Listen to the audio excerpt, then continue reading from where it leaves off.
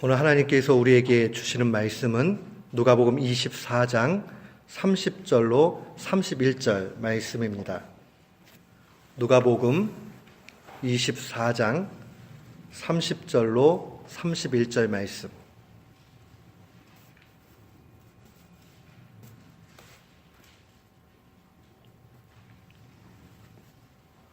우리 30절부터 31절 말씀 함께 봉독토록 합니다.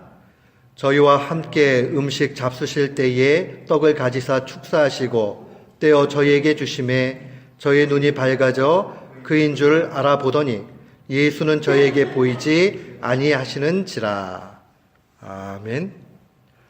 저는 오늘 본문 말씀 누가복음 24장 30절로 31절 말씀을 통해서 감사할 때 무엇이 일어나는가 라는 제목으로 주의 말씀을 선포하도록 하겠습니다. 미국 최초로 흑인이면서 국무장관이 된 콜린 파월을 우리는 잘 압니다. 이분은 뉴욕의 아주 빈민가에서 어렵게 성장을 했습니다. 학교 다닐 때 늘 아르바이트를 하지 않고서는 살 수가 없었습니다. 그가 아르바이트 하면서 얻은 인생의 큰 교훈이 있었습니다. 그의 삶을 완전히 송두리째 바꾸는 사건이 있었습니다. 그가 땅을 파는 아르바이트를 하러 갔습니다. 그래서 그곳에서 열심히 일어납니다. 근데 두 사람을 발견합니다. 한 사람은 일을 하다가 조금 쉬면서 삽을 이렇게 기대놓고 몸을 기대면서 임금이 너무 작아. 도대체 이게 뭐야 맨날. 힘들어 죽겠어. 주인이 나를 인정 안 해줘. 계속적으로 불평만을 하는 사람이었고, 한 사람은 그저 묵묵히 일을 하면서 땀을 조금 닦을 뿐, 또 자기의 일들을 꾸준히 해가면서 있던 사람이었습니다. 몇 해가 지나고 나서 이 파월 국무장관은 돈이 또 궁해서 다시 아르바이트를 하러 그곳으로 갑니다. 여전히 그 두 사람이 있습니다. 근데 두 사람의 차이를 보게 됐어요. 불평했던 사람은 또 몇 번 삽질을 하고는 그 삽을 세워놓고 몸을 기대고 이게 이래 저래 저 사람 때는 이게 잘 안 됐어 계속 불평을 하는 거예요. 그런데 늘 묵묵하게 일을 했던 사람은 이제 삽을 가지고 땅을 파는 일을 그만하고는 이제 지게차를 이렇게 모는 일들을 하는 그 상황을 보게 됐습니다. 그리고 나서 한참 후에 또 몇 해가 지났습니다. 그리고 나서 깜짝 놀랄 만한 일을 경험하게 됩니다. 그 불평했던 사람은 더 이상 보이지 않습니다. 언젠가 그 사람이 얘기를 들으니까 큰 병을 얻어가지고 더 이상 일을 할 수 없게 되었다고 합니다. 반면에 그 지게차를 몰고 있던 그 사람은 어느 순간에 그 회사의 사장이 돼 있었다. 실화를 이야기하는 겁니다. 사랑하는 성도 여러분, 우리는 인생을 살아가면서 불평을 하며 살아갈 수도 있고 감사하며 묵묵히 살아갈 수도 있습니다. 그러나 그 결과는 상당히 다르게 돼 있습니다. 이것은 일반 세상을 살아가는데도 나타날 뿐만 아니라 우리의 신앙에도 동일합니다. 제가 보니까 목회하면서 성령 충만한 성도들이 어떠한 성도인가, 또 제 자신이 성령 충만할 때 어떻게 좀 다른가 보니까 두 가지로 요약이 됩니다. 첫 번째는 성령 충만할 때는 자꾸 하나님의 말씀이 생각이 납니다. 말씀 충만한 것이 성령 충만한 것입니다.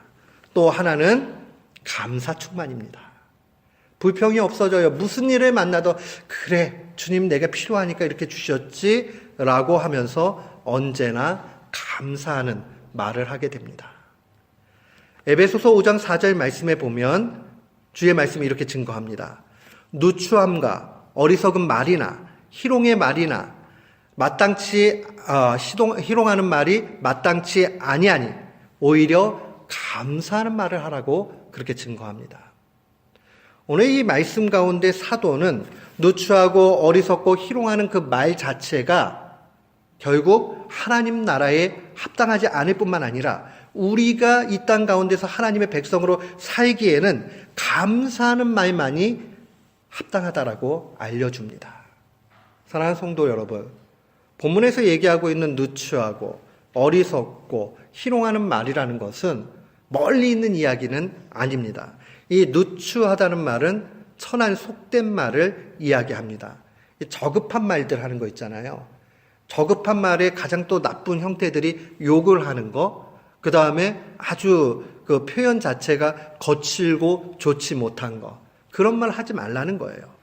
또한 이 어리석은 말이라는 것은 분별력이 없는 말, 그러니까 다른 사람들에게 유익이 되지 않고 그 다음에 분별하지 못해서 그냥 눈에 보이는 것만 얘기하는 그런 말을 하지 말라는 겁니다. 불평 정도가 되겠지요. 부정적인 말을 자꾸 하는 것을 의미하겠지요. 또한 희롱하는 말을 하지 말라고 증거합니다. 희롱하는 말은 아주 거칠은 농담을 이야기합니다.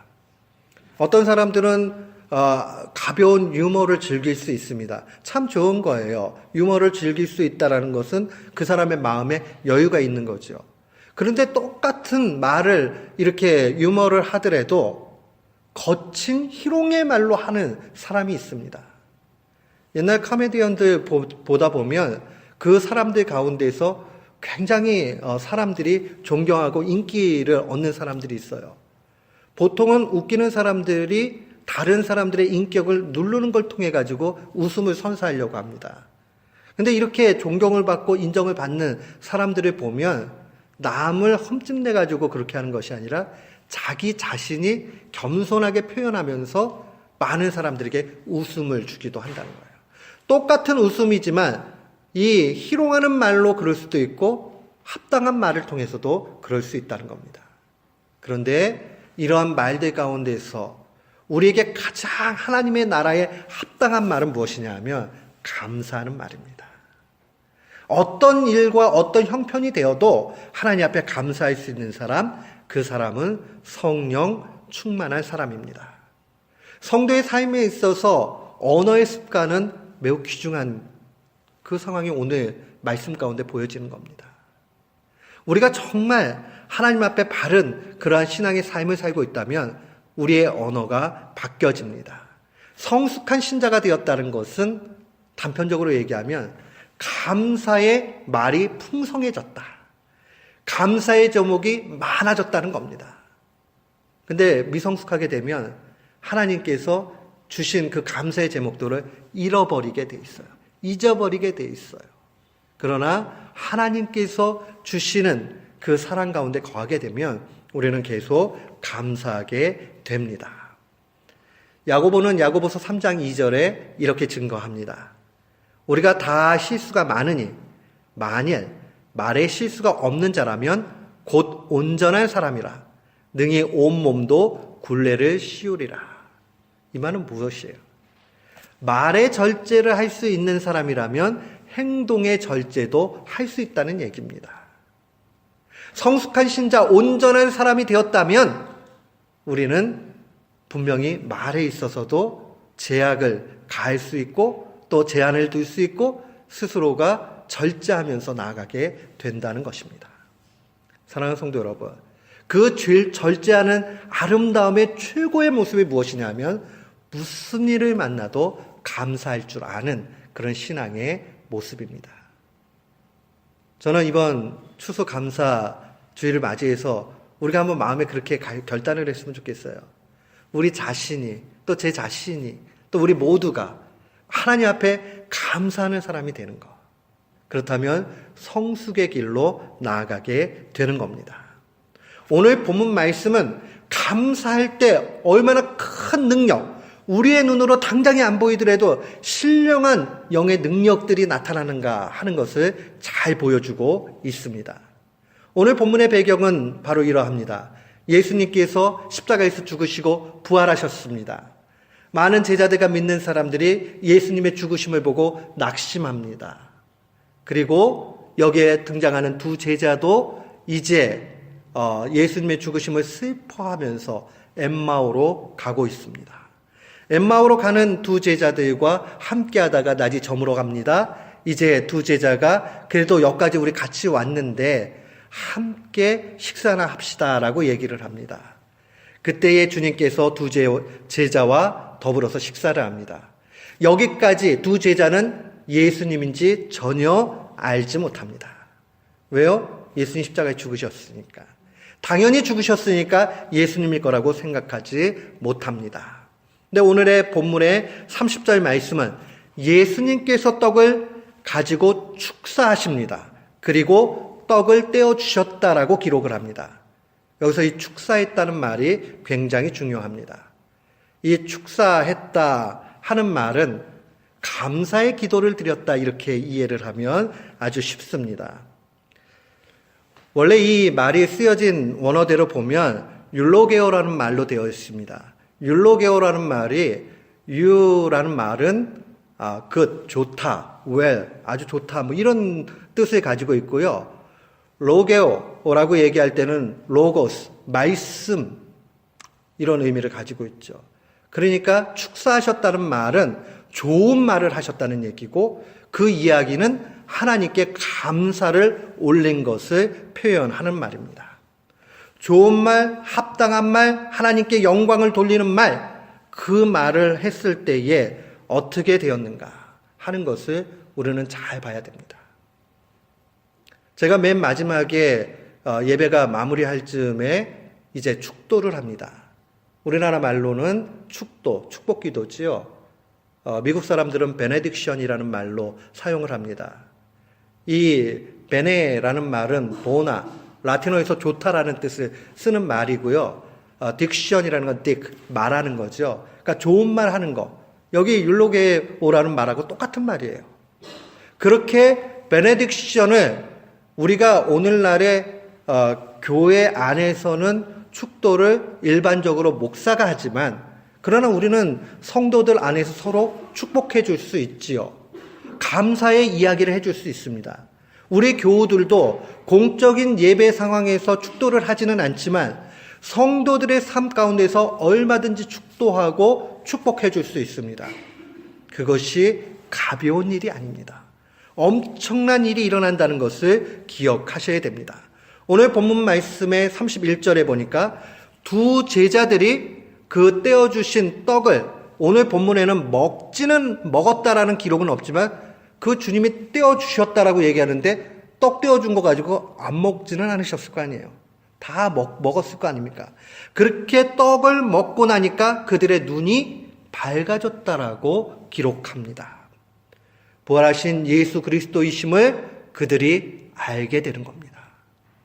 사랑하는 성도 여러분, 영적인 눈이 밝혀졌다는 의미예요. 육적인 눈뿐만 아니라 영적인 눈이 완전히 새롭게 될 때 바로 감사의 결과로 나타나는 겁니다. 실제로 그래요.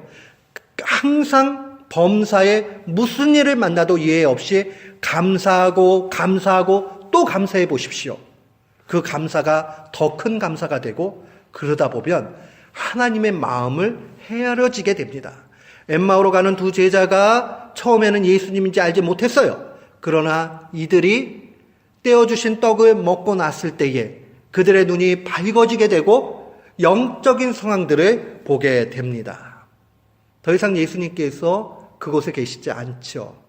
그러나 그들이 자신과 동행했던 분이 예수 그리스도라는 그 사실을 분명하게 알게 됩니다. 그들의 눈이 밝아져 그인 줄 알아봤다. 사랑하는 성도 여러분, 우리가 이렇게 영의 눈이 띄어지게 된다는 것은 엄청난 은혜가 됩니다. 우리 잘 아는 이 헬렌 켈러 여사 있잖아요.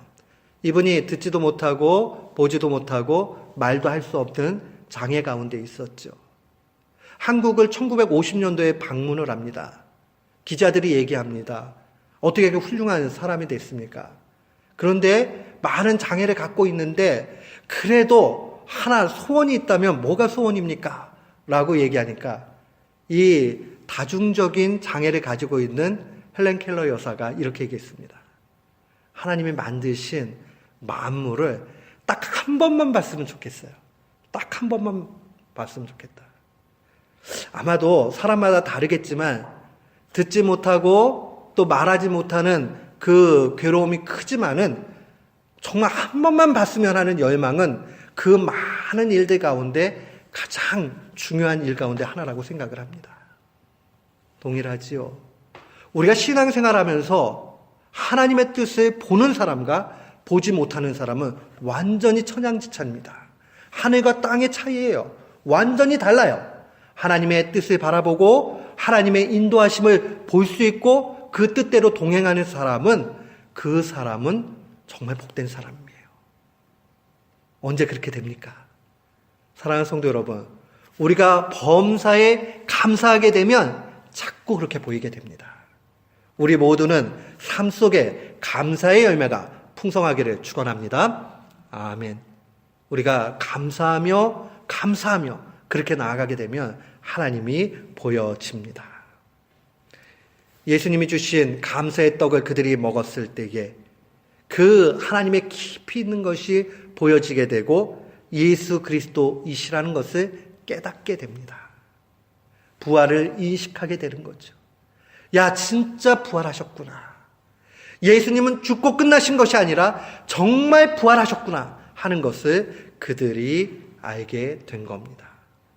오늘 이 본문의 메시지를 통해서 우리는 이 감사의 떡을 우리 또한 떼어야 됐다는 사실을 기억해야 됩니다. 이것은 특별한 사람만을 하는 것이 아닙니다. 저는 목사가 되었기 때문에 교회의 질서와 또한 직제에 의해서 성찬식을 집례할 수 있고 축도를 할 수 있습니다.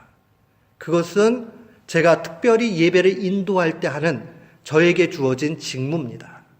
의무죠. 목사라면 반드시 해야 됩니다. 동일하게 우리 사랑하는 성도들이 정말 신자라면 삶 가운데 성례를 집행하고 또 성찬을 해야 되고 동시에 베네딕션, 축도를 해야 됩니다. 삶 가운데서. 어떻게 해야 될까요? 우리의 삶 가운데서. 감사의 말을 통해서 이 일들을 해야 합니다. 감사의 말을 통해서 하는 사람은 그 열매가 완전히 다릅니다. 한번 감사하고 감사해 보세요. 내 눈이 띄어지는 것뿐만 아니라 다른 사람의 눈도 띄게 만듭니다. 엄청난 능력이죠. 저는 목사의 부름이 있기 때문에 일정 기간의 학업과 수련을 통해서 목사가 되었어요. 그런데 우리 사랑하는 성도들은 삶 속에 신자로, 목회자로 부름을 받은 겁니다. 그래서 교회에서 특별히 성례를 집례하지는 않지만은 삶 가운데 그 일들을 해야 돼요. 어떻게 해야 되느냐? 감사를 통해서 해야 됩니다. 우리 교우들은, 저와 모든 분들은 삶 가운데 불평을 자꾸 없애야 돼요. 내 마음속에 불평이 생기거나 불만이 생기거나 또 감사의 마음이 없거나 할 때에 아이고, 이거 내가 내 직무를 잘 못하고 있구나 하고 생각을 해야 됩니다. 어떤 일을 만나도 감사할 수 있는 사람, 그 사람이 귀합니다. 그래서 제가 성찬식 하고 나서 마지막 우리 리터주일 가지고 예배 드릴 때는 결단의 이야기들 인사 나누잖아요. 그때 우리 성도들도 우리 복음을 전합시다. 주의 사랑을 전합시다. 이런 얘기를 서로 간에 인사로 하잖아요. 그 이유가 왜 그러느냐? 세상 가운데서 바로 이 축복의 일을 감당하기 위해서 그러합니다. 또한 제가 축도하고 나면 있을지어다 라고 하고 나면 우리 교우들이 어떻게 하죠? 아멘이라고 분명하게 하나님 앞에 함께 기도합니다. 아멘이라는 것은 그 말이 진실입니다. 그렇게 될 줄을 믿습니다. 라는 의미를 가지고 있고 동시에 자기의 신앙의 확인과 더불어서 결단입니다. 저도 그렇게 하겠습니다. 여러분들 삶 가운데서 축도하고 삶 가운데서 또 성찬을 집례하는 것, 감사의 말을 많이 하는 데 있다 하는 것을 꼭 기억해야 합니다. 우리가 어떻게 하면 범사에 감사하면서 살아갈 수 있습니까? 첫 번째로 꼭 기억을 해야 되는 게 부정적인 말을 입에서 덜어내야 됩니다. 자꾸 부정적인 말이 나오면 손으로 입을 가리세요. 아이고, 내가 또 부정적인 생각이 들었구나. 부정적인 말을 했구나. 하고 자신의 마음을 치면서 그 순간마다 하나님, 내가 부정적인 말을 했네요. 부정적인 말을 하지 않게 해주세요. 정말 일주일, 한 달, 1년만 해보세요.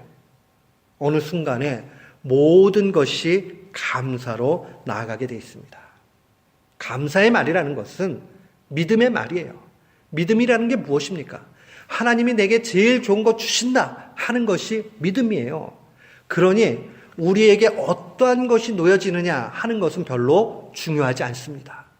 그저 놓여진 그 상황들 가운데서 주님 앞에 그래도 내게 필요하니까 주셨지라고 해 나아가는 것, 그것이 바로 믿음의 말이요, 그것은 감사의 말이 됩니다. 이 감사의 말을 하는 것은 논리적으로 설명되는 것이 아니에요. 어떨 때는요, 엄청나게 아무 그 대단한 일이 아닌데도 감사가 나오기도 해요. 또 어떨 때는요, 어려움을 당했는데 감사가 나오기도 합니다. 논리로 논증할 수 있는 것이 아니라 그저 고백되어질 수 있는 것, 그게 바로 감사입니다.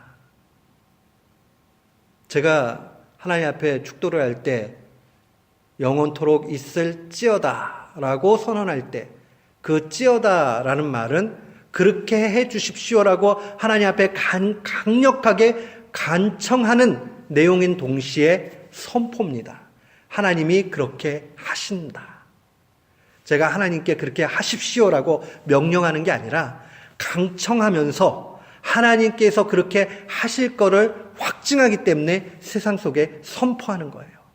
감사가 이와 유사합니다. 우리는 구약 성경 가운데 다니엘과 세 친구들을 잘 압니다.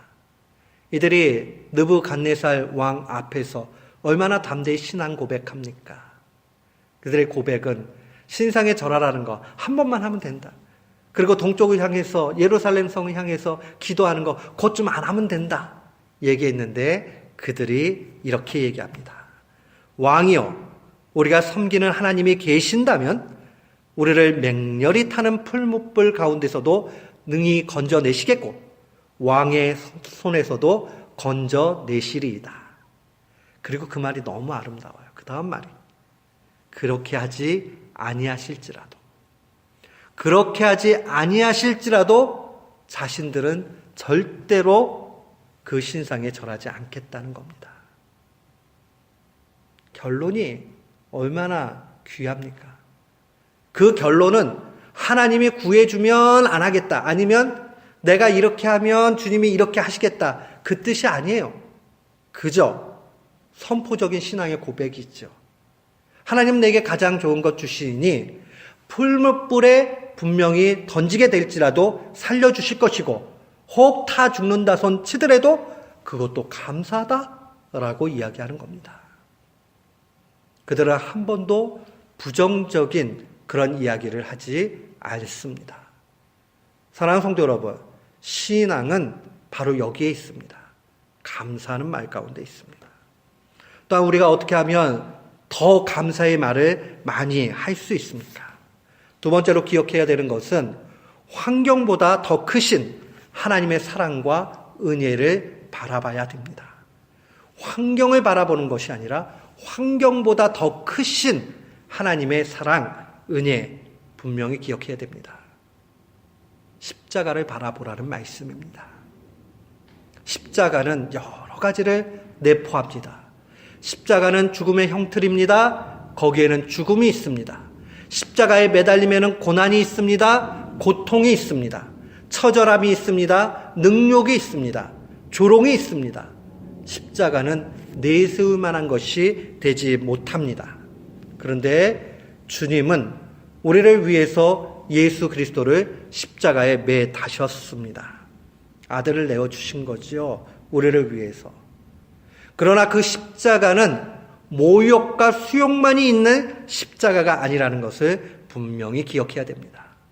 왜요? 주님이 그 죽음을 통해서 우리를 구원했을 뿐만 아니라 결국 예수 그리스도를 다시 살리셨기 때문에 그러합니다.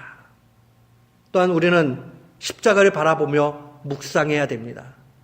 예수님은 십자가 위에서 피를 흘리시고 물과 모든 것을 다 쏟아내셨습니다. 그리고 그 한없는 고통 가운데 정말 세상에서 견딜 수 없는 모든 것을 다 겪으셨습니다. 예수님의 그 보혈은 고난을 상징합니다. 십자가를 바라본다는 것, 그것은 바로 우리가 고난의 잔을 마신다는 것을 의미합니다. 그런데 주님께서는 나중에 말씀하시죠. 이 고난의 잔, 피를 우리에게 주시고 동시에 그의 몸, 떡까지도 주십니다. 너희들의 조상들이 광야에서, 이 사막에서